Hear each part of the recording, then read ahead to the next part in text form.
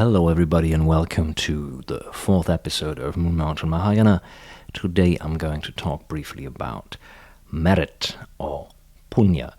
This is a key concept in Buddhism in general and also in Mahayana Buddhism that often gets overlooked, and I think it has a little bit to do with the fact that the translation of punya as merit strikes a lot of people who may read some Buddhist texts in English without deeper knowledge of, let's say, Abhidharma or things like that. It just strikes them as a term that might sound like Old English and, okay, merit, and they dedicate this merit. But what I just want to point out is that although one can discuss the intricate details of the specific models of how karma and other things affect what's actually happening to anybody, punya is a key concept.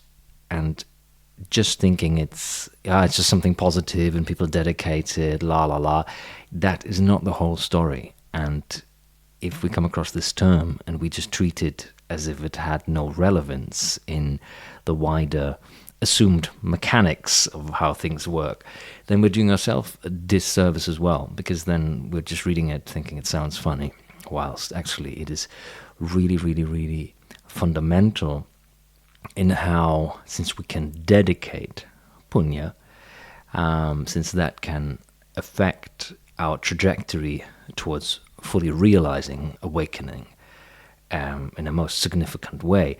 A little shout out to Lama Shenpen Hookham and the Awakened Heart Sangha and her husband Rinpoche Shikpo, who recently died, because the first time that I really became aware of how central this concept was related to some of her teachings and some of the teachings that were found in a little booklet that was published, but I think was not widely circulated, by the Longchen Foundation, and it was called Mahayana Sutra Principles. Obviously that's coming from a Mahamudra and Dzogchen perspective, because that's the lineages that Shenpen Hookham and her husband Rinpoche Shikpo represent. But there was some, even if for some reason that should be problematic for you, I don't really see why, but some people just get an allergic reaction to anything vaguely Tibetan. I don't. It's definitely a great, very small booklet that introduces people to some of those key concepts that I'm also covering here, although I'm not going into detail. I'm just trying to give you a little bit to work with so you might understand what I'm referring to in future videos, when it's just me giving my perspective on a whole variety of topics. So punya or merit can be accumulated, it can be dedicated, and actually, since I already gave a little shout out to Lama Shenpen, I might just quote her. I did actually find a little one of the pages, I think, related to the amazing Awakened Heart Sangha. There's a lot of lovely dedicated practitioners there, and I found a page that's related to that, which has quite a bit on punya. I'm going to include the link in the clip description, but I think it makes sense, instead of me paraphrasing this, to just quote her a little bit, because she did a great job. So here she says, the idea of punya is fundamental to Buddhism. It is related to the idea of kushala mula, literally roots of goodness. Goodness here refers to karmically wholesome actions that arise from and give rise to wholesome states of being. They are like roots spreading out into the ground of our being, causing wholesome and happy states to sprout in the space of our experience again and again. It is as if we were trees whose power and strength lay in their roots. A well-rooted tree is not easily destroyed by storms, frosts, drought, or setbacks of any kind.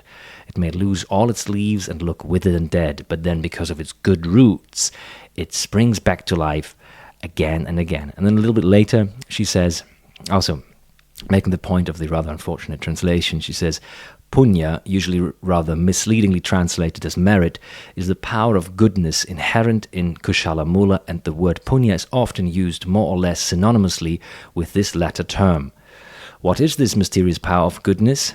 if unwholesome karmic states arise from actions motivated by ignorance and the kleshas that arise from it, where do wholesome karmic states arise from? How do they arise in a mind covered by ignorance? And then she goes on to explain that a little bit further. My main point here is, when you read merit, don't just gloss it over and think, yeah, let me guess, it's again one of those texts where they say people generate this merit and they dedicate it because they're being nice, like a boilerplate throwaway phrase. Yeah, because it's, that's kind of what good Buddhists do, and they sound nice, blah, blah, blah. No, it's a super, super important part of this whole assumed structure that includes karma. And I now realize I should have done a tiny clip on karma first, but there you go. So things like karma, things like punya, and I'm already mentioning it, pranidhana, also super, super important. And again, it was definitely Lama Shenpen and some of her students that highlighted the importance of pranidhanas for my understanding of Mahayana Sutras. So thank you so much for that. Especially if you're close to Wales, you should check them out. But they also offer online correspondence ways of studying the Dharma. So, having said that, I will make a clip on karma, which is going to be even shorter than this one, because incidentally, it's a much vaster topic, and I think either one should really give a really detailed presentation of that, or not say a lot at all, because anything between is, for me, very unsatisfying. So, today we talked about merit, punya, which I guess in my own language, German, in a sense, if I were to translate it as Segen, which literally means blessing, that would also be wrong, because there's that Christian notion doesn't have the same idea of actually accumulating a resource in exactly the same way as would be the case in Mahayana Buddhism. But all I'm trying to say here is that words and terms matter, and you can leave them easily be once you have a workable, practical understanding of them. And not understanding them at all usually means you fill up these gaps in your knowledge with really, really weird assumptions. And if you then start teaching, people will think those weird assumptions of yours are actually part of traditional Buddhist teachings. So I'm not against people discovering amazing new ways to approach the Dharma, teach the Dharma. I'm very much opposed to this modern trend where the not knowing the actual sources leads straight away to dismissing some of these concepts. But, one of these days I'm going to have a nice, slightly snarky, ranting video about why I'm not a secularist and why I'm super critical of a lot of people still wanting to claim that term Buddha or Buddhism for themselves or for what they're doing.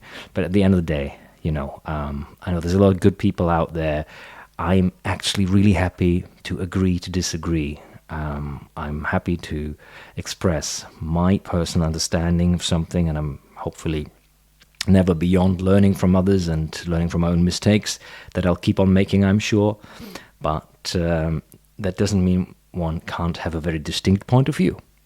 Having said that, I wish you a wonderful week wherever you are. And 2 people actually wrote emails to me, so thank you very, very, very much for that. And there's a reason why I don't put the email in the actual clip description, but those who actually followed the videos will know the email address. And keep them coming. It definitely is a very nice feeling to know that even if it's just 1 or 2 people, that they appreciate these videos. Thank you so much.